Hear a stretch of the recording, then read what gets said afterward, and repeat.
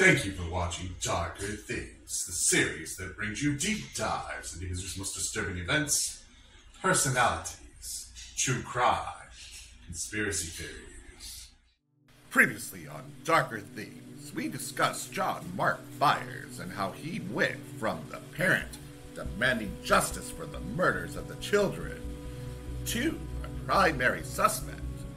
And then at the very end, we talked about a 180, where he became a staunch defender of the Memphis Three and was pointing his fingers at Terry Hobbs, which is the focus of this particular episode.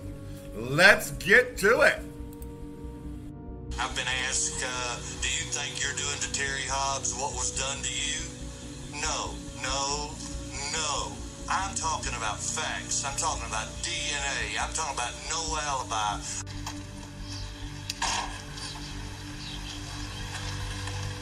I had something made, just the pros and cons of Terry Hobbs.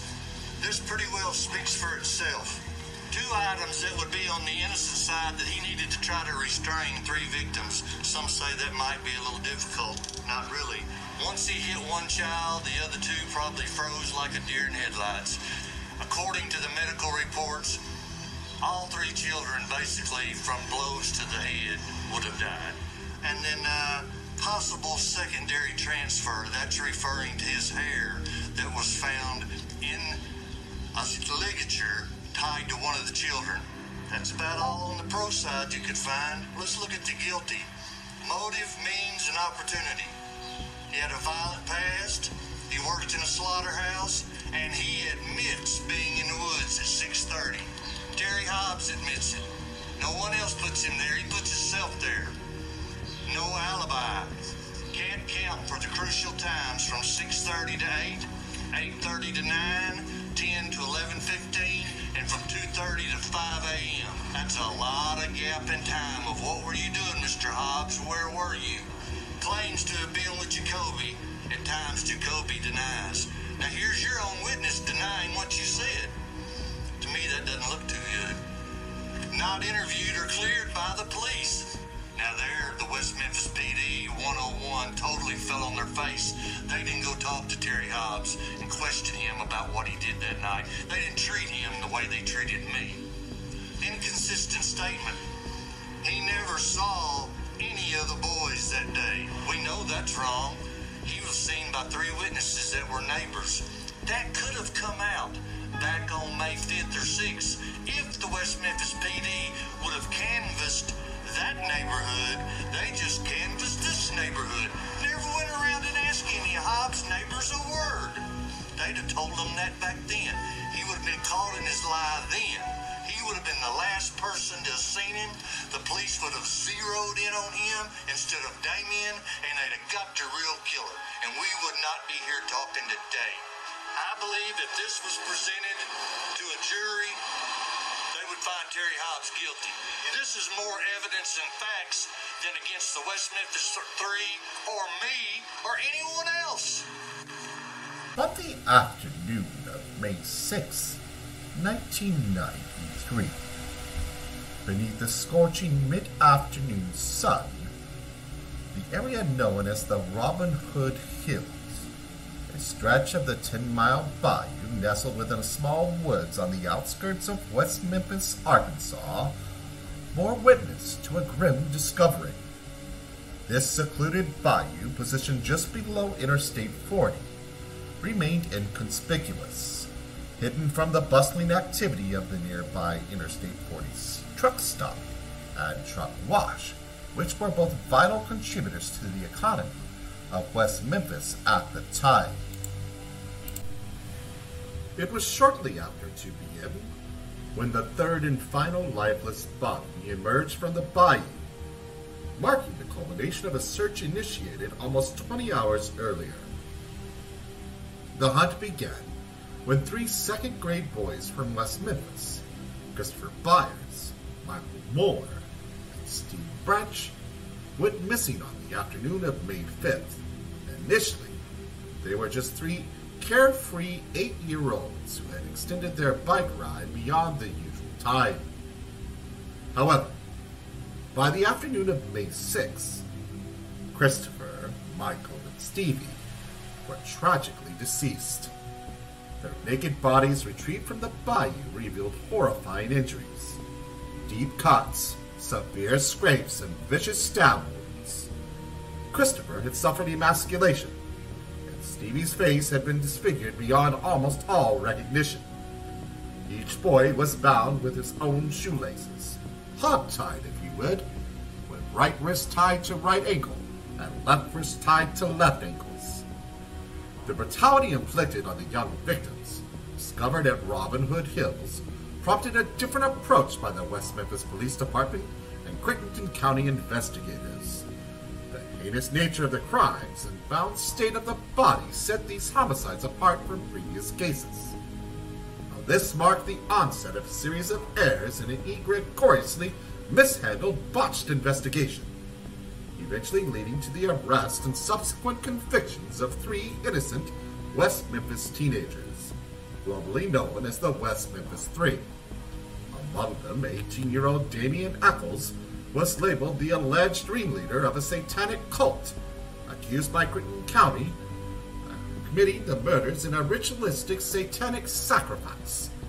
Now, despite the evidence of any physical evidence linking the West Memphis Three to the killings, all 3 were found guilty. 2 received life sentences, while Damian Eccles faced the death penalty through lethal injection. In a documentary filmed during his trial, Damian had an eerie sense of foresight. I knew from when I was real small that people were going to know who I was. I always had that feeling. But I just never knew how they were going to learn. I kind of enjoy it because now, even after I die, people are going to remember me forever.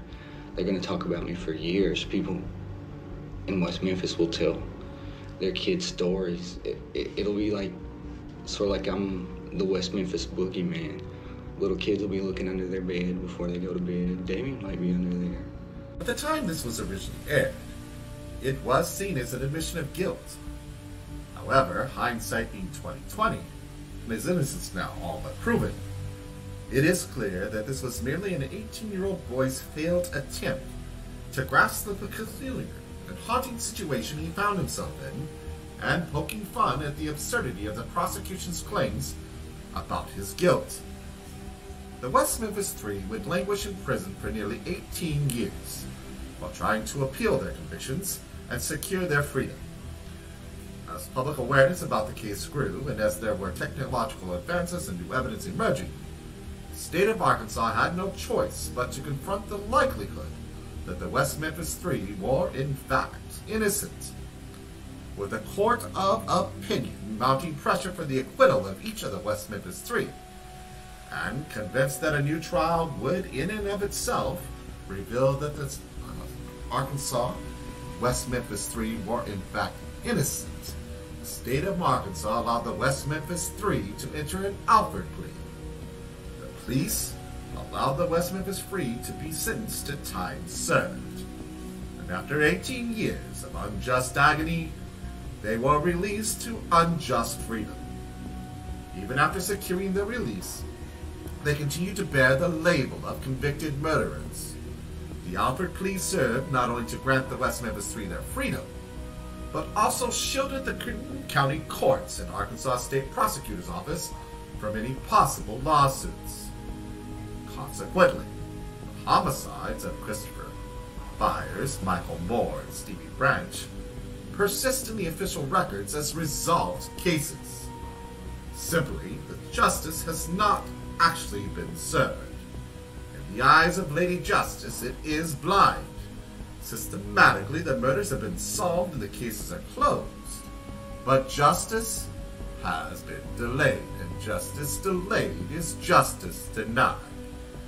This outcome has brought forth no justice for the Memphis Three, no justice for the family of boys that were said to have killed these 3 innocent children, and most importantly, no justice for Michael Moore, Stevie Branch, or Chris Byers, the 3 that were actually murdered in Robin Hood Hills on May 5th, 1993. Well, if the Memphis Three are not responsible for the deaths of Christopher, Michael, and Steve, then someone else must be. If Damien Eccles is not the alleged West Memphis Boogeyman, another individual must fill that role. It has been 30 years since the tragic murders occurred, and roughly 12 years since the release of the West Memphis Three from prison. In the span of these years, significant new information and technological breakthroughs have emerged. Presently, every piece of evidence converges in a single direction.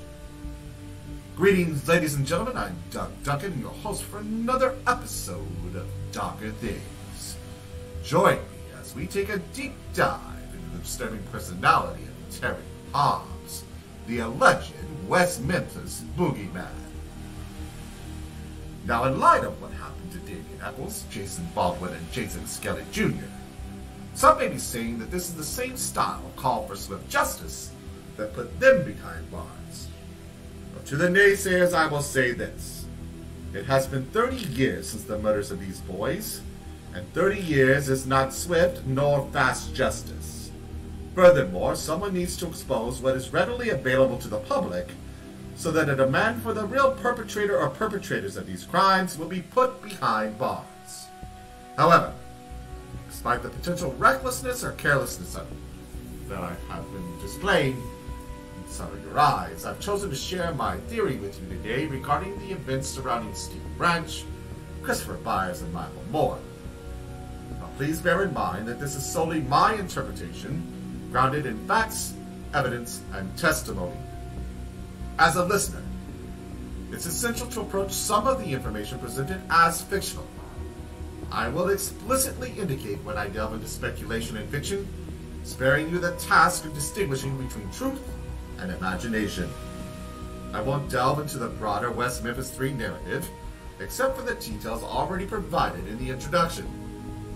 The focus of this discussion will primarily be on Terry Hobbs, without delving extensively into other individuals. Aside from Terry Hobbs, the names mentioned will include Pam Hobbs, who was Stevie Branch's mother and Terry Hobbs' wife at the time. Although she is returning to her maiden name Pam Hicks, I'll refer to her as Pam Hobbs to minimize confusion with the time of the murders. Mark Byers may be brought up briefly, but not in an investigative context as he has previously with our series. This presentation aims to outline my perspective on the events leading to the boys' tragic end that day. And for me, Mark Byers and the West Memphis Three do not play a significant role in this narrative. Well, let's rewind to Wednesday, May 5th, 1993, in West Memphis, Arkansas. Now, to provide a clear timeline for our three 8-year-old victims, who are all second grade classmates at Weaver Elementary School, let's start with their post-school activities. School ended at 2:30 p.m., and shortly before that time, Pam Hobbs signed out her son Stevie Branch. While returning home, Stevie began working on his homework. His younger half-sister Amanda watched TV, and Pam tidied up before preparing for work. Around 3:30 p.m., Michael Moore arrives at the Hobbs house with the intention of inviting Stevie to join him for a bike ride. Now, Stevie had recently received a new bike from his grandfather Jackie and had been enjoying riding that bike almost daily. Well, Pam grants permission for Stevie to go with Michael, but insists that he return home no later than 4:30 or 4:45 p.m. at the latest. Pam had to be at work by 5 p.m. and was on a tight schedule. Well, the boys swiftly leave the house, hopped on their bikes, and rode off. Unfortunately, this marked the final occasion Pam saw her son Stevie alive.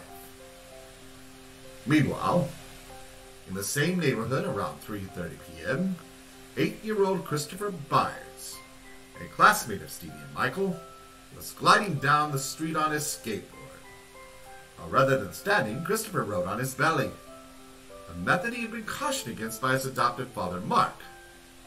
Mark had deemed this form of riding unsafe and instructed Chris not to do it. Unfortunately, luck was not on Chris's side, as Mark Byers returned home before Chris could change his riding style. Pulling to the driveway, Mark swiftly exited his car, slammed the door, and approached Christopher. He forcibly pulled Chris into the house by his arm and administered a stern reprimand. From all accounts available, it appears that this disciplinary action taken against Chris Byers on May 5th amounted to an excessive spanking. Following the reprimand, Mark Byers directed Chris to go back outside and sweep the carport. Mark informed his wife, Melissa Byers, that Chris was undergoing punishment, explaining the reason for his outdoor task. Subsequently, Mark then returned to pick up Melissa's older son, Ryan Clark, from a court appearance. Well, after Mark had left, unbeknownst to his mother, Melissa, who remained inside the house, Chris Byers set off on foot. He made his way to Bobby Posey's residence and arrived around 3:45 p.m. Chris would share with Bobby his frustration about the excessive spanking he had just received at the hands of Mark Byers, saying that he was going to run away from home to avoid any further abuse. Now, Chris extended an invitation to Bobby to join him in this excursion, but Bobby declined. Meanwhile, back at the Hobbs residence, around 4:15 p.m., Terry Hobbs, Pam's husband, Amanda's father, and Stevie's stepfather, returned from his workday at the Memphis Ice Cream Company. Now, it's worth noting that there's some ambiguity about whether Terry worked at the Memphis Ice Cream Company or the Memphis Ice Machine Company, both of which exist with similar names. For the purpose of this narrative, I've chosen the Ice Cream Company. After a brief visit with his wife and daughter, Terry retreated to the bedroom to change out of his work attire. Upon re-emerging, he sported a purple tank top, athletic shorts, and a pair of white LA Gear sneakers. By 4:30 p.m., the time Pam had instructed Stevie to be home, reports from residents, such as Marlene Holmesworth and George Taylor, suggested that Stevie and Michael Moore were still out riding their bikes. Their destination, whether heading back to Stevie's house or not, remained unclear. 4:45 p.m., Pam, dressed and ready for work, expressed a mild annoyance that Stevie hadn't returned home yet, though she wasn't overly worried. Terry proposed driving around the neighborhood to locate Stevie before he would have to take Pam to work. Agreeing to the idea, Pam and Terry secured 4-year-old Amanda in her car seat and embarked on a brief search just before 5 p.m., with Stevie still unaccounted for. Unable to find Stevie, Terry dropped Pam off for her service shift at the local seafood restaurant Catfish Island, a few minutes after 5 p.m. Subsequently, Terry and Amanda returned home to check if Stevie had come back during their absence. Now, elsewhere, Mark Byers and his wife's oldest son, Ryan Clark, returned home around 5:30 p.m., following Ryan's court appearance. Mark, however, was irked to find that the carport had not been swept. Upon entering the house, Mark inquired with Melissa about the whereabouts of Chris, to which Melissa believed he was still outside. Unfortunately, Chris was not. The Byers couple initiated a search for their son at approximately 6 p.m. A friend named Carlos Solis encountered all 3 boys near the Robin Hood Hills woods. According to Carlos, Stevie and Michael were on bikes, while Christopher at times rode on one of the other boys' bikes by standing on the rear wheel pegs. The boys shared with Carlos their plan to camp out for the night, as they were running away from home. While Carlos Solis claimed they had sleeping bags, but this detail was never confirmed and no sleeping bags were found at the crime scene. This encounter marks the point where the boys' trail goes cold on May 5th, 1993. Carlos Solis could have been the last person to see or speak with them before their tragic fate. The timeline presented provides valuable insights into the events leading up to that moment. The timeline serves a dual purpose. Firstly, it offers a glimpse into the boys' activities and dispels the misconception that they stumbled into a catastrophic situation while playing. Instead, it suggests that they were running away from something or someone possibly perceiving a threat. Secondly, the timeline establishes the earliest possible time of the murder, with Carlos Solis seeing the boys at 6 p.m., and the latest possible time based on the daylight required for the task observed at the crime scene. The narrative hints that the killings likely occurred between 6:30 p.m. and 8:20 p.m. on May 5th, 1993. This 2-hour window gains significance when considering Terry Hobbs' timeline, which will be explored shortly. But before diving into that, let's explore Terry Hobbs himself. Terry Wayne Hobbs, born in the Ozark Mountains of northern Arkansas in 1958, grew up in a strict religious family. His father, Joe Dean Hobbs, was a minister known for both fairness and strictness. There are accounts suggesting that Joe Dean had a fiery temper, which extended to abusive behavior towards his wife and children, including Terry. Well, Joe Dean later leveraged his military and butchering skills to own restaurants and a butcher shop in northern Arkansas. Terry, who worked at these establishments during his youth, eventually joined his father's butcher shop after high school. At 24, Terry's living with a girlfriend and her child. But incidents of domestic struggle were reported by neighbors. One instance led to Terry being warned by a neighbor to avoid police intervention. Terry Hobbs denies these incidents, but they foreshadow his troubled relationship with anger and aggression. Flash forward to 1993, and financial difficulties are straining Terry and Pam Hobbs' life, despite the family's previous success. In 1993, they lived modestly with their 4-year-old daughter Amanda and 8-year-old Stevie, Pam's son from her previous marriage. Terry's violent and abusive tendencies, particularly towards Stevie, were described by Pam, who took a job as a waitress at the Catfish Island to make ends meet. Here is Pam's tale. He's got a look that's plumb evil. And when that look of evil comes over him, you know, I know he's mad. Terry would frequently voice his disapproval of Pam, citing that she was, in his words, excessively engaged with Stevie. According to Terry, he believed Pam was overly dedicated to parenting, neglecting what he referred to as her spousal responsibilities. Terry confided in friends, expressing the sentiment that he consistently found himself in a rivalry with the boy, vying for Pam's affection. Pam describes the problem in her own words here. He had made a comment to his mom that I paid more attention to my son than I did, you know, being a wife, so. When he was young, at 6 years old, Stevie would complain to his aunts, Pam's sisters, that Daddy Terry, as Stevie called Terry, was being mean. Stevie would routinely hide from Terry for fear of catching another ass whooping. Daddy Terry's whoopings seemed to be on the more severe side than spankings he might get from any other adult in charge. Terry Hobbs would make Stevie hold his hands up in the air, while Terry held him by his hair with one hand and whipped his bare buttocks with a belt he held in the other hand.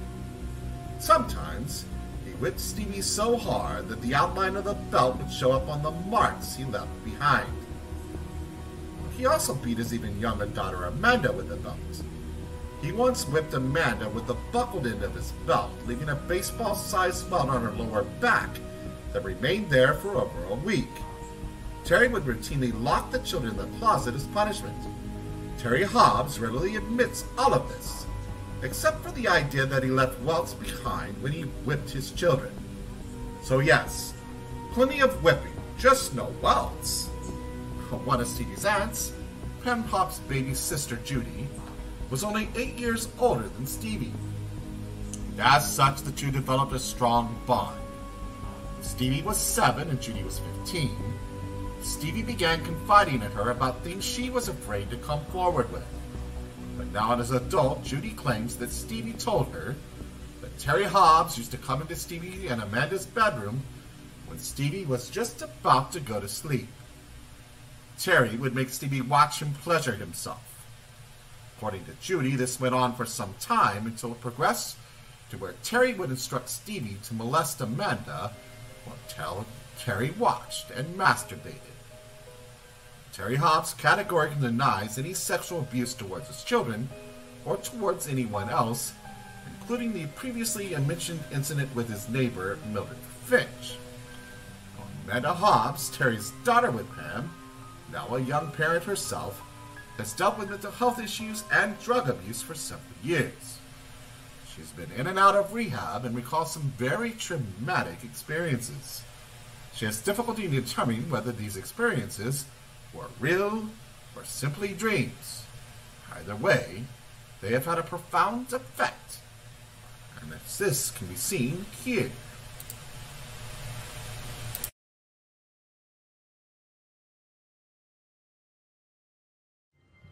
Attached here too is Exhibit 1, pages from Amanda Hobbs's journal in her handwriting. You know, I think I'm the only 19-year-old that can't remember what happened in my life 10 years ago. Was I traumatized as a child that I had to turn to drugs to forget about it? I used to tell my mom my dad messed with me. I honestly don't remember. I used to dream about my dad having sex with me, but it was just a dream. As far as I remember, my dad never touched me sexually, but he beat the hell out of me. Is it still your testimony that you never hit your daughter? Correct.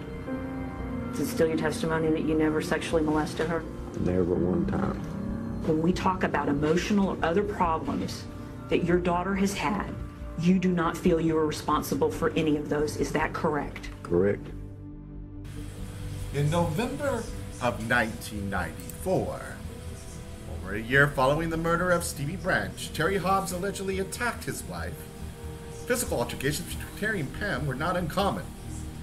Pam asserts that this specific incident was especially brutal. Pam says that Terry punched her square in the jaw, knocking her to the ground where she nearly lost consciousness. It was over jealousy of a woman. I was just trying to get away and calm down, cool off, and come back home, and he wouldn't let me have the keys, so he punched me pretty hard that day. Terry Hobbs claims that he merely gave Pam, quote, a simple backhand, end quote. Well, Pam's account of the story is likely credible, as her brother Jackie Hicks Jr. observed her that night and immediately confronted Terry. They engaged in a verbal exchange leading to a physical altercation. Ultimately, Terry shot Jackie Jr., who managed to survive the shooting. However, he did succumb to complications arising from the gunshot injury several years later. Terry Hobbs received a 6-month prison sentence for aggravated assault related to the shooting of Pam's brother, Jackie. Pam and Terry were officially separated. They finalized their divorce in 2004. Pam expressed a desire to end their marriage much earlier, but was apprehensive about Terry. Well, that concludes the relevant background information on Terry for our present discussion. I'd like to return to Terry's timeline to explore his activities for the remainder of the evening on May 5th, 1993. And when we last mentioned Terry, he had recently left Pam at the Catfish Island a few minutes after 5 p.m. He was then on his way home with 4-year-old Amanda, hoping to check if Stevie had returned home. Now, navigating Terry's timeline becomes somewhat challenging from this juncture. The primary complication arrives from Terry providing multiple divergent accounts of his activities that night. Although these versions share similarities, they also contain notable discrepancies. In one rendition, he might claim to have encountered someone during the night, but upon that person denying the interaction, he revises this narrative asserting, "No, I never saw that person. I must have confused them with someone else." Alternatively, when someone mentions seeing Terry at a specific place and time, contradicting Terry's assertion of being alone, he later revises his account admitting, "Oh, I forgot about that. Yeah, I suppose that person might have seen me because, I overlooked the fact that I was searching for Stevie in that area at that time." Now, numerous instances of such discrepancies exist in his recollections. Despite the various versions, I've endeavored to construct a timeline that incorporates the different accounts, placing greater emphasis on information from individuals other than Terry Hobbs. Following Pam's drop-off at work, Terry and young Amanda Hobbs returned home, arriving around 5:15 p.m. Well, Terry maintains that Stevie had not yet returned, and it's plausible that Stevie was indeed absent. Nevertheless, it's crucial to highlight that Stevie was, according to consistent reports from family, friends, and teachers, someone who adhered to rules. Stevie was exceptionally well behaved and took pleasure in pleasing adults, especially his mother Pam. So if Pam gave him a specific time to be home, Stevie was probably going to adhere to that time schedule. It seemed pretty straightforward to assume that he would be home on that day too. But tragically, he was in the process of being murdered and couldn't be at home. However, we have confirmation that Stevie was still alive at 4:30 or 4:45, the time he was expected home, as he was spotted riding bikes around that time frame. We also have confirmation that he was alive at 6 p.m. when he encountered Carlos Solis. Now, considering these details, it's plausible that Stevie attempted to return home. It's conceivable that he lost track of time and only realized after his family departed to take his mother to work, finding that they had already left upon his return. Alternatively, and perhaps more likely, he might have become more apprehensive about potential repercussions from Daddy Terry upon realizing he would be late. So he might have purposely prolonged his return home, aiming for a time when Daddy Terry would be away while taking Pam to work. It's also conceivable that Stevie, upon contemplating the situation further, recognized that Terry would eventually return home, rendering the delay futile, as the looming punishment would still be inevitable. He would get another ass whooping. Therefore, it would have been more sensible for him to hasten his return home, regardless of whether Terry would be present upon his arrival. Well, such reasoning aligns with the typical adult perspective. However, it's crucial to bear in mind that Stevie was only 8 years old, and children often focus on the immediate concerns without considering broader implications. For example, his primary worry might have been, "Oh no, I'm going to be late. Daddy Terry's going to kill me. Alright, I'll wait until 5 when he leaves to take Mom to work, and then I'll go home when he's not there. I mean, sure, I'll be back later, but, well, I'll deal with that part later too." Right? Are you following me so far? You might be curious why I'm considering the possibility that Stevie went home at all. Now, the rationale behind this consideration is grounded in reports from neighborhood residents indicating a specific time frame when only Chris Byers and Michael Moore were seen together without Stevie. However, it's established that all three boys were together at 6 p.m. We have confirmation that Stevie and Michael were in each other's company until at least 4:30 or 4:45 p.m. Therefore, it's plausible that Stevie and Chris Byers didn't encounter each other until shortly before 6 p.m. If there was a period when Michael and Stevie separated, and then Michael and Chris were together without Stevie, that event likely occurred between 4:45 p.m. and, let's say, 5:50 p.m. So where could one well-behaved, rule-following Stevie been during this time? The same time he was expected home? It's reasonable to assume that he may have gone home. Another piece of information supports this conclusion, and it originates from Bob Ruff's investigation. Now, according to the autopsy report for the three boys, both Christopher Byers and Michael Moore had completely empty stomachs. This aligned with their family's understanding that the last known meal for Christopher and Michael was likely at school during lunch. However, Stevie Branch's stomach contents revealed partially digested vegetable matter. Considering the metabolic rates and the typical digestion times for an average healthy 8-year-old, if Stevie had consumed these vegetables at school, they should have exited his stomach well before the time of his death. And for what it's worth, presumably Stevie didn't only eat vegetables for lunch at school. If his stomach contents in the autopsy were reflective of his lunch at school that day, chances are there would have been something else in his stomach as well. It's also fair to point out that Pam Hobbs asserts that Stevie didn't have anything to eat when he was with her from the time she signed him out of school until the time he left to ride bikes with Michael Moore. Now, entering the realm of speculation, please consider this with caution, as it's not confirmed. It's plausible that Stevie might have made a return home between 5 p.m. when Terry took Pam to work, and sometime before 6 p.m. when Carlos Solis observed Stevie once again riding his bike with the other boys. Did Stevie possibly fix himself a snack when he got home? And then his fear of Daddy Terry became so palpable that he just took off again before Terry Hobbs got home? Possibly. But again, an 8-year-old probably isn't going to go for vegetables only when he's left to his own devices. So maybe Terry Hobbs is lying when he says that he returned home from taking Pam to work and Stevie still wasn't home. It's conceivable that Terry did locate Stevie at home and wasn't as upset with him as Stevie might have been anticipating. Considering Stevie would have only been about 30 minutes late if he was home by, let's say, 5:15 when Terry returned. It might not have irked Terry significantly. Perhaps Terry's only grievance was evident when Stevie requested a snack. Terry, bothered by his tardiness, restricted him to a snack of vegetables. Who knows? I realize it's totally possible that Stevie never came home and ate some vegetables elsewhere. But it would be a bit strange since the other kids he was with didn't eat anything. Plus again, who just eats vegetables at someone else's house while the other kids don't? I don't know. There's no definitive way to ascertain whether Stevie did or didn't go home, but for the purpose of this narrative, let's consider the possibility that he did. According to Carlos Solis, who claimed to have seen the three boys with sleeping bags, even though no sleeping bags were ever recovered or mentioned by others, it's conceivable that Stevie, if he had one, waited until Terry and Pam left for Pam's work.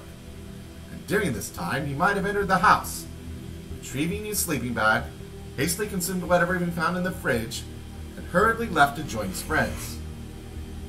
Given the fear Stevie might have had of Terry's disciplinary measures, Chris Byers' notion of running away could have seemed enticing to him.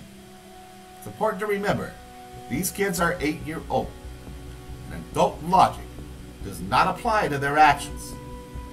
Alternatively, when Terry arrived home, he could have found Stevie and disciplined him for being 30 minutes late, prompting Stevie to leave once again. Regardless, the belief here is that Stevie did make a return home at some point, and then headed back out to meet up with his friends. Anyway, back to the facts and back to Terry Hobbs. Well, Terry Hobbs claims he returned home at 5:15 p.m. and found Stevie was not at home. Terry then put Amanda back in the car seat and they headed over to a friend Pam and Terry's named David Jacoby. David Jacoby says that Terry showed up at his house with Amanda until at about 5 p.m. that evening. He came inside as Terry explained to Jacoby that Stevie hadn't come home yet. Terry asked Jacoby if he'd seen Stevie. Jacoby told Terry that he had not seen Stevie, but he'd be happy to help him look for him. So Jacoby got into Terry's car with Terry and Amanda, and they all went to look for Stevie. Now Jacoby says that he did at that time was drive around the neighborhood for about 2 minutes. He did say, quote, "We went over by the Mayfair apartments and we saw some kids playing." Terry told the kids that he was looking for a little blonde-headed boy, and a little black girl told Terry that she had seen that there were some boys riding their bikes near the woods by the apartments, which were then Robinwood Hills area. Now, despite getting into this info from the little girl, Terry drove back toward Jacoby's house. Jacoby says that Terry seemed pretty calm about things at that point, but Terry said he figured Stevie would be back before dark. Back at Jacoby's house, Terry and Amanda came inside. Jacoby says that while Amanda played with a toy on his living room carpet, he and Terry began to play guitar for about 30 to 45 minutes. Terry Hobbs claimed that he never played guitar with David Jacoby that night. Terry Hobbs also claimed that he might have played guitar with David Jacoby that night. He doesn't remember it. When a statement made some years after these events, Terry claimed that he only remembered going to David Jacoby's house to ask for his help in looking for Stevie. So Terry says he doesn't remember playing guitar at David Jacoby's house, but David Jacoby remembers it so well, he knows exactly what they were working on. Jacoby says Terry was teaching him how to play the main riff from Roy Orbison's Pretty Woman, and that it took a little while for him to get it down. When he finally did get it down, it was around 6:30 p.m. So at that point, Terry stood up and said he had better go out and look for Stevie again. This time, Terry asked if he could leave Amanda with Jacoby and his wife. Jacoby's agreed to watch Amanda, and then Terry Hobbs left their house alone. Terry Hobbs did not return to the Jacoby's house until 8 p.m. So he left Amanda with Jacoby's at 6:30 p.m. He left by himself and returned by himself at 8 o'clock. He told Jacoby that Stevie still hadn't come home and that he couldn't find him anywhere. So Jacoby agreed to go out with Terry again to look for Stevie. The following statement from Jacoby picks up from 8 o'clock p.m. when Terry just returned to his house. Quote, "I again went with Terry to ride around and look for Stevie. We drove 2 more times nearly the same route we had driven before. I remember that we again went by the Mayfair apartment complex and then we finally went to Robin Hood Hills." End quote. Now, at that time, guys, in 1993, the Mayfair apartments ran right up to the Robin Hood Hills pretty much. Like, you could throw a rock from the apartments to the woods, no problem. Wouldn't have to be an all-star quarterback to do such a feat. They were pretty much right next to each other. They still are, technically. It's just that the apartment buildings have been torn down. But you can still see the foundational concrete slabs where they stood, and they're right next to the woods. Anyway, back to Jacoby's statement. Quote, "We went over to the woods and got out of the vehicle this time. It was dark almost completely. We called out for Stevie, and we were walking around the woods, but it was hard to see. At one point, I stood near on the pipe bridge into the woods. However, I did not cross the pipe bridge into the woods. I also went around to the Blue Beacon side of the woods and looked in the weeds around the woods. I made it far enough into the woods to see the pipe bridge from that side too. Terry, again, took me home and dropped me off because it was getting too dark, and I was going to change clothes and get flashlights to help the search further. I didn't know where Terry went, but I expected him to come back and get me. I believe he took Amanda with him. I changed clothes. Terry never showed back up. And the Blue Beacon is the name of the 24-hour truck wash that we used to, be in the area. Parking lot right back up to Robin Hood Hills on the opposite side of the woods from where the Mayfair apartments were. And these woods were very small, by the way. And, that ends his quote. Bob Ruff basically describes the size of the woods as roughly the size of a football field. So it's probably actually a lot smaller, maybe. Terry Hobbs dropped David Jacoby off his house and collected Amanda at approximately 8:45 p.m. Terry was scheduled to pick up Pam from work at 9 o'clock when her shift ended, so presumably Terry and Amanda headed to Catfish Island straight from Jacoby's house. Now, before we get to Catfish Island, I want to highlight the second bookend for our murder time frame, in case you missed it, amongst all that info. Remember, our first bookend was around 6:30 p.m. This was likely the earliest the boys could have been killed. And our second bookend, established from the crime scene findings and the sunset and whatnot, was around 8:20 p.m., the latest time that the boys could have been killed. Terry Hobbs left Amanda with Jacoby at 6:30 p.m., and Terry Hobbs showed back up to the Jacoby's house to do a more thorough search with David around 8 p.m. Terry can be accounted for from 8 p.m. onward. He can also be accounted for during the majority of the time before 6:30 p.m., when he left Jacoby's house. But Terry Hobbs has absolutely no corroborating witness, no alibi from 6:30 p.m. to 8 p.m., when he was entirely alone. He didn't even have Amanda with him, and this 6:30 p.m. to 8 p.m. time frame happens to match up perfectly with our bookended murder window of 6:30 p.m. to 8:20 p.m. And so, of course, you're wondering what Terry Hobbs has to say for himself regarding this crucial hour and a half, and we're going to get to that. Actually, thank you, Doug. This is where I take over. Ladies and gentlemen, my name is Dawn, and I am here to add my opinion and expand on Doug's theory. Before delving into the details of the rest of Terry Hobbs' night, it's important to conclude the narrative. At 8:45 p.m., Terry and Amanda Hobbs were once again in the car together, having just departed from the Jacoby's residence and en route to Catfish Island. Notably, Terry had not yet contacted the police. To provide context and perspective, it's crucial to acknowledge that during this same period in West Memphis, the parents of the other missing boys were actively and anxiously searching for their children. Mark and Melissa Byers had initiated their search for Christopher at 6 p.m., while Diane and Dana Moore, the mother and sister of Michael Moore, had also been scouring the area for Michael for a similar duration. It wasn't until just before 7 p.m. that Mark Byers and Dana Moore coincidentally crossed paths and discovered that at least 2 boys were missing. They joined forces to intensify their search efforts. At 7:00 p.m., Mark Byers took the initiative to contact the West Memphis Police Department, marking the initial communication with law enforcement regarding the missing boys. Given the daylight, the Byers and Moores were advised to wait a little longer and instructed to call again if their sons hadn't returned after dark. These parents had been behaving like concerned parents. They were talking to each other, they were checking in with other parents, and they had contacted the police. Terry Hobbs had done none of these things by that time, and when he arrived at Catfish Island shortly after 9:00 p.m., he still hadn't done any of these things. He hadn't even called his wife at the restaurant to update her about the situation or ask her if maybe Stevie had shown up at her work for some reason. So poor Pam Hobbs had been working her shift, assuming that Stevie must have come home and that everything was fine. And she continued to assume this until the end of her shift, when she looked out the window of her restaurant and saw Terry and Amanda pull into the parking lot without Stevie. Observing Terry exit the car and make his way toward the restaurant entrance, Pam couldn't shake the feeling that something was amiss. Terry typically waited in the car when picking her up from work, never venturing inside. As he approached her with a serious expression, Pam felt a sudden weakness in her knees. Terry said nothing as he strode over to the restaurant's payphone and finally called the West Memphis Police Department. While she didn't pay much attention to it at the time, Pam noticed that Terry was no longer wearing his tank top, his shorts, and his sneakers. He was now wearing a button-down shirt, a pair of jeans, and some boots. Quick interjection here, even if Terry Hobbs didn't change his clothes because they had become evidence, which I believe he did, it would still be extremely odd for him to change into different clothes at all, considering the fact that his stepson was missing and that he had supposedly been out all night looking for him.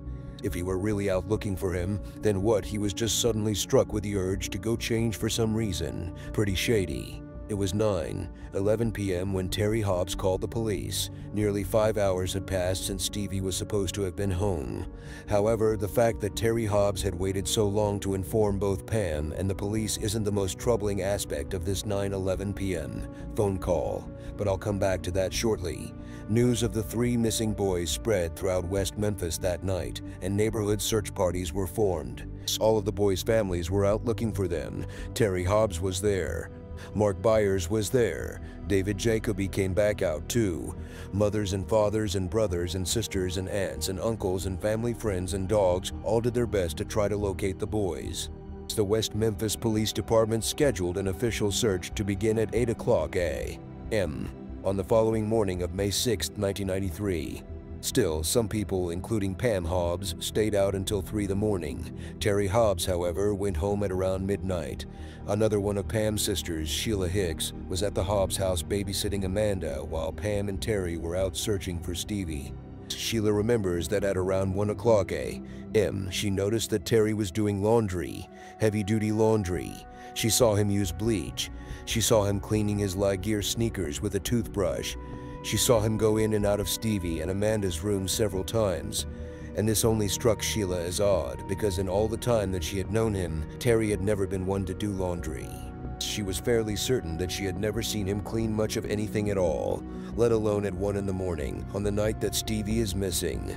The official search began the next morning at 8 a.m., and the first signs of the boys were discovered at Robin Hood Hills at around noon. By 2:00 p.m., all 3 of the little bodies had been pulled from the bayou. Most of their clothing had been retrieved from the bayou floor, and Stevie's and Michael's bikes had been retrieved from the water. Positioned on either side of the pipe bridge spanning the bayou, linking the Mayfair apartments to the woods of Robin Hood Hills, we can now delve into the heart of this episode. While the timelines consumed a considerable amount of time, their significance lies in establishing a vital backdrop for my hypothesis that Terry Wayne Hobbs is responsible for the deaths of these 3 8-year-old boys. As Doug and I went over the timelines, you heard little hints and clues that cast a shadow of suspicion over Terry Hobbs, and maybe for some of you that was enough to get you to agree with me.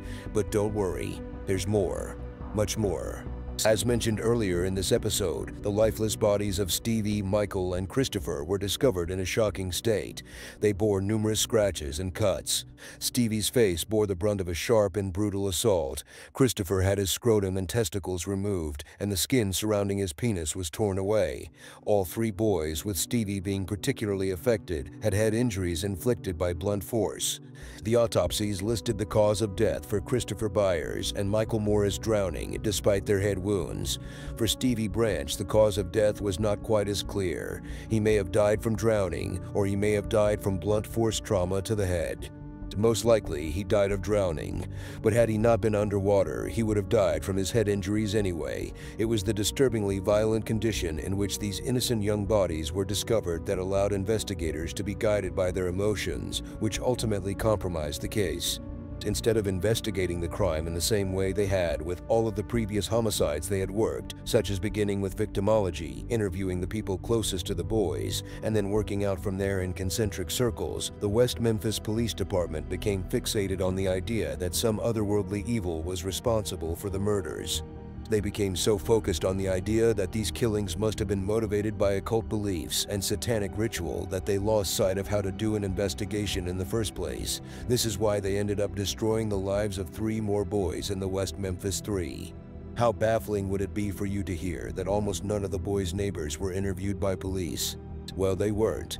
How baffling would it be for you to hear that Terry Hobbs, the stepfather of one of the dead boys, was never interviewed by police? Too baffling, right? Well, he wasn't. In fact, John Mark Byers was really the only parent who was interviewed by police in an official capacity. And that was only because Mark Byers asked them to. He went in and initiated an interview because he thought it might help. Ugh, I mean, it's just the ineptitude of these detectives and the prosecutors is just insane. But I digress. That is part of a different conversation. Many years have passed since 1993, and a whole lot of discoveries about the case have been made along the way. Fortunately, due to the widespread popularity of the initial Paradise Lost documentary covering the 1994 trials of the West Memphis Three, the entire world became aware of this case. Subsequently, significant funds were generated for the defendants. This financial support enabled them to enlist high-caliber appellate lawyers to manage their post-conviction defenses. The funding enabled them to enlist globally renowned forensics experts to reassess the evidence. Surprisingly, it was revealed that almost all of the injuries sustained by Christopher, Michael, and Stevie were inflicted post-mortem. The boys' bodies had been ravaged by turtles during their overnight submersion in the bayou. The only injuries not attributed to the turtles were the blunt force head wounds. In addition, while not a single shred of DNA evidence found on the boys on their clothing or at the crime scene matched any of the West Memphis Three, a single hair was discovered in one of the knots that was tied on one of Michael Moore's ligatures. While again, this single hair did not match any of the West Memphis Three. It was consistent with one Terry Wayne Hobbs. A hair that is genetically consistent with Terry Hobbs' hair was found inside one of the knots used to tie up Michael Moore, not one of the knots used to tie up his own stepson, who he lived with, but one of the knots used to tie up Michael Moore. This rules out secondary transfer. Terry Hobbs did not live with, nor did he frequently visit the Moores' home. The West Memphis Three Support Fund also allowed their post-conviction lawyers to bring in arguably the most famous criminal profiler of all time, John Douglas, who headed the FBI's criminal analysis unit for decades. He's the guy that the Holden Ford character in Mindhunter is loosely based on. So John Douglas looked over all of the evidence and the crime scene photos and looked at all of the different suspects and all of the different theories. This was back in 2010, just before the West Memphis Three were released from prison because of all the new findings that I'm talking about here, and John Douglas concluded that it was a crime of passion, a crime where the murderer knew at least one of the boys, especially Stevie, who fits that description, who has a pattern of abusive behavior, Terry Hobbs. More recently, in 2018, former FBI profiler Jim Clement conducted a comprehensive examination of the case and developed his own profile. Given the striking similarities between the two profiles, I will present them as a unified profile. The murders of Christopher Byers, Michael Moore, and Stevie Branch were categorized as personal cause homicides. In simple terms, this implies that the perpetrator had a relationship with the victims and a personal motive for killing them. The murder likely targeted one of the boys more than the others. The boys were bound and submerged in water, with their clothes removed and concealed using sticks, jamming them into the mud under the bayou water. The bikes were also thrown into the water near the pipe bridge where the boys left them. These actions do not align with the behavior of a stranger, as a stranger wouldn't feel the need to conceal evidence without a connection to the victims. However, a killer with a relationship to the victims would seek to hide anything linking them to the crime to buy time and avoid suspicion. The killer had to approach the boys at some point to attack them, and the fact that there were 3 boys is crucial. The absence of evidence suggesting multiple offenders and the consistency in the way each victim was killed, bound, and the type of knots used indicate a single perpetrator. To control all 3 boys without any escaping, the perpetrator must have been someone the boys knew well enough to let close, possibly an authority figure and disciplinarian. If the boys were aware of wrongdoing, they would be easier to control, as young children who believe they deserve punishment tend to comply subconsciously. This points to the murderer being an adult family member, likely the disciplinarian in one of the boys' lives. Now let's check Terry Hobbs against the compiled checklist from the hybrid profile created by John Douglas and Jim Clement. The killer is male. Check. The killer had a known relationship to the victims. Check. The killer was from the neighborhood. Check, inferred from the way the bikes were discarded. The killer is prone to violent outbursts. Check. The killer has a history of domestic violence. Check. The killer values punishment and is a disciplinarian. Check, check, check. The killer has some connection to hunting or butchering. Check, considering Joe Dean Hobbs' restaurants and butcher shop where teenage Terry worked. The unique way the boys were tied up, with left wrist to left ankle and right wrist to right ankle, further supports the connection to hunting or butchering, resembling the type of binding used in such contexts. Now, this type of binding serves the purpose of creating a more compact package for submersion in the water. It was likely done after the boys were dead or unconscious to prevent their limbs from splaying out, causing them to rise to the surface more quickly once placed in the water. Now, let's revisit the checklist for Terry Hobbs. Check, check, check, check, check, check.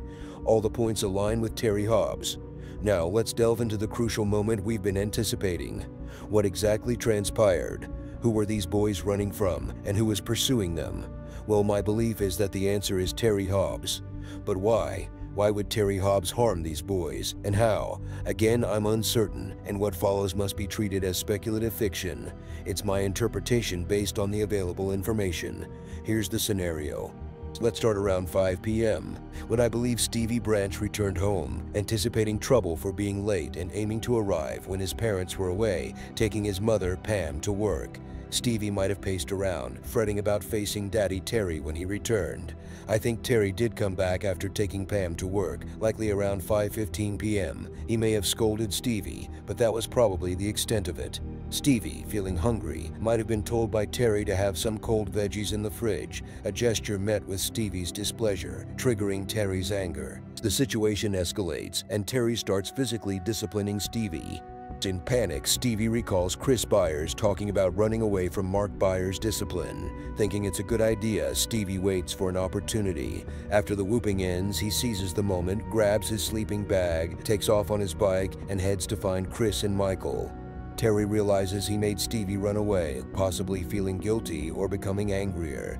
He puts Amanda back in the car seat and begins searching for Stevie. Terry doesn't spot Stevie, but sees Dave Jacoby's house, deciding to stop for a while. Terry tells Jacoby that Stevie is off somewhere riding, but omits the fact that he just disciplined him. Unfazed, they decide to look for Stevie. They make it to the Mayfair apartments, where a little girl mentions kids on bikes near the Robin Hood Hills woods. Terry now knows where Stevie likely is, and as it's still light around 6 p.m., decides to let him play a bit longer. Returning to Jacoby's house, Terry and Amanda come inside, and Amanda plays while Terry and Dave play Pretty Woman on the guitar. Close to 6:30 p.m., Terry decides to check if Stevie has returned home. Jacoby suggests leaving Amanda at their house, and Terry agrees. He leaves alone around 6:30 p.m. I think Terry does go home, and upon seeing that Stevie hasn't returned, he doesn't get worried. He gets angry. His anticipated evening off has now turned into a focus on Stevie. So an annoyed, angry Terry Hobbs heads over to the Robin Hood Hills woods to look for Stevie. Sure enough, at around 7 p.m., when Terry arrives at the dead-end road that runs into Robin Hood Hills over by the Mayfair apartments, he sees Stevie's bike and another bike on the ground by the pipe bridge. Terry crosses the pipe bridge, which probably annoys him even more because it's a little precarious. Maybe he's calling Stevie's name, and Stevie, who would be reasonably frightened, is not replying, making Terry even angrier. Eventually, Terry gets across the pipe bridge and enters the woods. There he sees Stevie and Michael and Christopher, and they see him. The boys are frightened, maybe staring down at the ground, afraid to look Terry in the eye. They know they're caught, and they know they're in trouble. "God damn it, Stevie. What the hell you doing, boy? You answer me when I'm calling for you," says Terry, grabbing Stevie by the arm. "What's with these sleeping bags?" "We're camping out here tonight," says Chris Byers. "We don't want to live at home and get whooped all the time." Terry looks at Stevie. "Is that true, boy? My home ain't good enough for you, huh?" Terry starts slapping Stevie upside the head. "Leave him alone," yells Michael. "Boy, you shut your mouth," says Terry. At this moment, Stevie tries to squirm free of Terry's hold, and Terry, infuriated, strikes Stevie hard, knocking him to the ground. Stevie starts crying loudly. "Damn it, quiet boy, quiet. I said shut up." Terry strikes Stevie again, and again, and again, as Christopher and Michael look on, frozen in terror. Stevie is quiet now. His body lies still. He's unconscious. Terry realizes he's gone too far. So do Michael and Christopher. Terry tries to rouse Stevie, shaking him, slapping his face a little to try to revive him. It doesn't work. "You killed him," yells Christopher. The two boys take off. They try to run away, but Terry's too fast. He grabs them by their shirt collars. Maybe they cry out. Maybe they try to, but it's too late. Terry strikes them both. He smashes their skulls together, and the boys fall limp unconscious. Terry paces around, panicked, thinking, running his hand through his hair. He has to hide this. He needs time to think. It's getting dark. He looks at the bayou. The water is just deep enough to hide the bodies, but he's afraid they might float up to the top too easily. He'll need to restrain their limbs somehow. He quickly strips all three boys naked and throws their clothes in a pile. He looks around for something to tie the boys' limbs down with. Their shoelaces, 6 shoes, 6 sets of arms and legs. As quickly as he can, Terry begins tying each boy's wrist to each boy's ankle on the corresponding side. This will be enough to keep their limbs from splaying out under the water and causing them to rise. One by one, he drags the boys into the water, pushing their bodies down below, trying to latch any part of them that he can to some sort of tree root or shrubbery that might hold the body there longer. When all 3 boys are submerged, Terry rounds up some sticks and uses them to jam each piece of clothing down into the mud under the water. He fills the boys' shoes with mud and randomly throws them off into the bayou. For now, his work is done. At the very least, Terry has bought himself some time to come up with a story. He makes his way back across the pipe bridge, slipping a bit from his muddy sneakers. As he steps off the pipe bridge on the other side, he sees the bikes again. It's pretty dark now, and Mayfair Apartments have gone inside. Things are quiet. Terry looks around cautiously, and as stealthily as he can, he throws the 2 bikes into the water, one on either side of the pipe bridge. He scurries to his car and quickly drives home. Back at his house, Terry sheds his clothes, placing them, along with his sneakers, in a trash bag, hiding it for later handling. He changes into fresh clothes and new shoes, returning to the Jacoby's house to pick up Amanda. A concerned Dave Jacoby inquires if Terry has located Stevie, to which Terry replies negatively, expressing anxiety about checking the woods where the boys were last seen riding bikes, as suggested by the little girl. Despite his apprehension, Terry thinks it's dark enough at 8 p.m. to be safe, as long as they avoid crossing the pipe bridge. At Robin Hood Hills, Terry and Dave conduct a brief search around the woods perimeter. Eventually, Terry mentions needing to take David back home and get Amanda to ensure he reaches Pam's workplace on time. Dave understands, and they return to his house. After collecting Amanda, Terry assures David he'll return with Pam for further searching, a promise he never fulfills. Leaving the Jacoby's house, Terry and Amanda head to Catfish Island to pick up Pam and break the news that Stevie is still missing. While driving, Terry realizes he must call the police. Pam will want to contact them, and avoiding the call would appear suspicious. Terry decides to deceive Pam, just as he did with David Jacoby, omitting Stevie's return home and the subsequent discipline that led to Stevie trying to run away with his friends.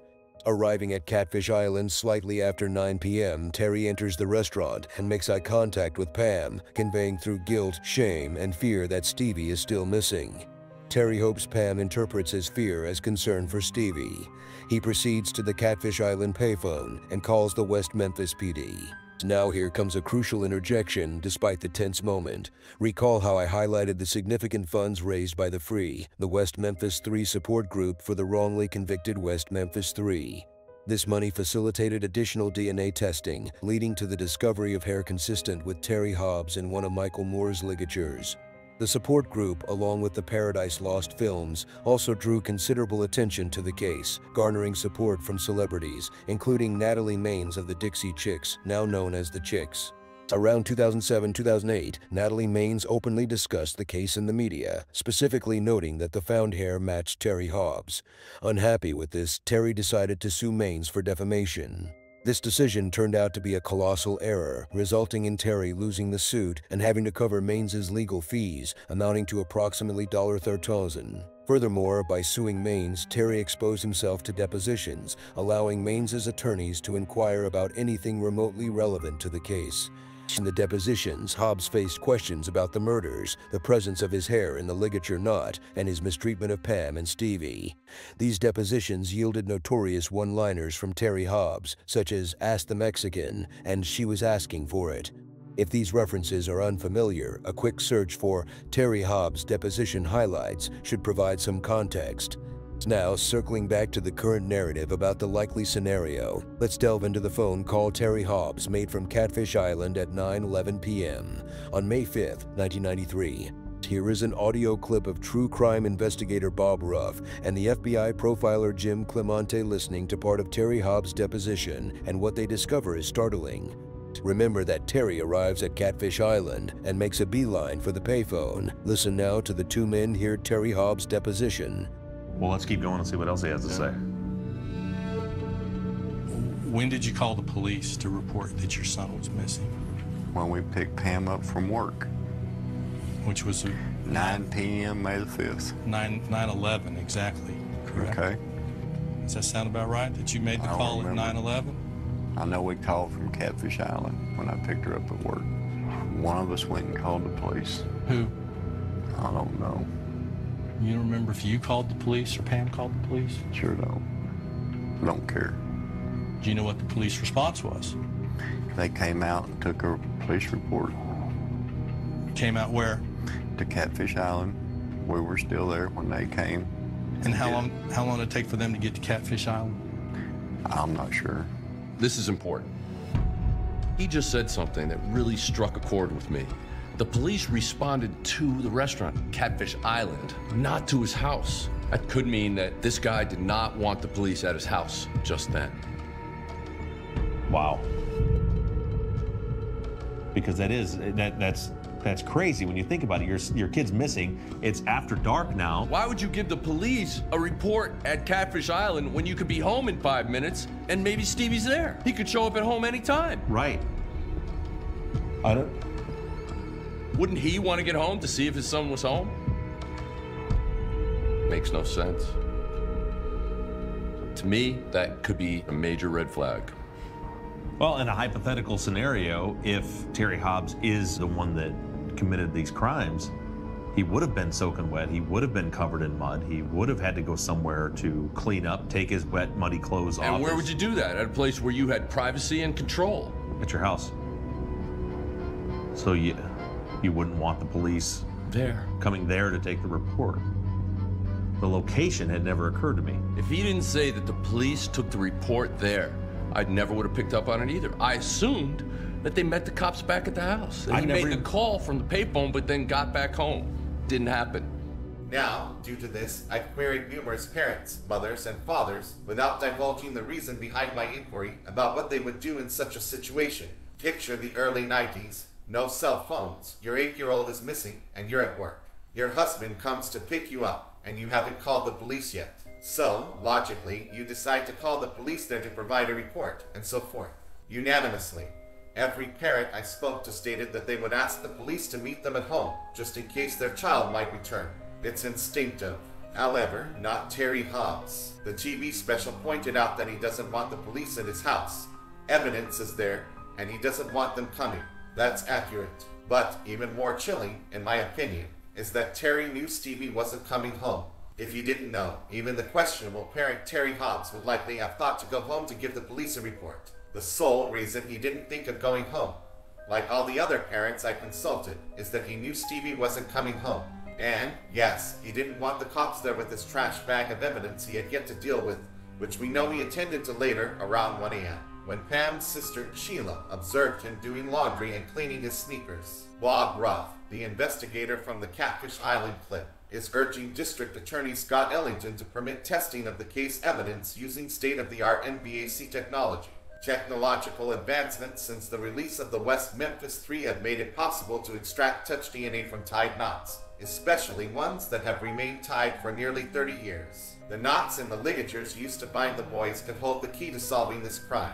However, according to Scott Ellington and the state of Arkansas, this case is closed because the West Memphis Three pleaded guilty to the crimes with a fort pleas to secure their release. Consequently, Bob Ruff faces challenges in obtaining permission to test the evidence. Scott Ellington, last I checked, won't even respond to Ruff's calls or emails, an apparent dereliction of duty in my opinion.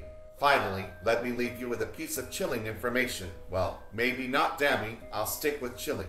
This genuinely sends shivers down my spine. After divorcing Pam, Terry Hobbs began dating Sharon Nelson.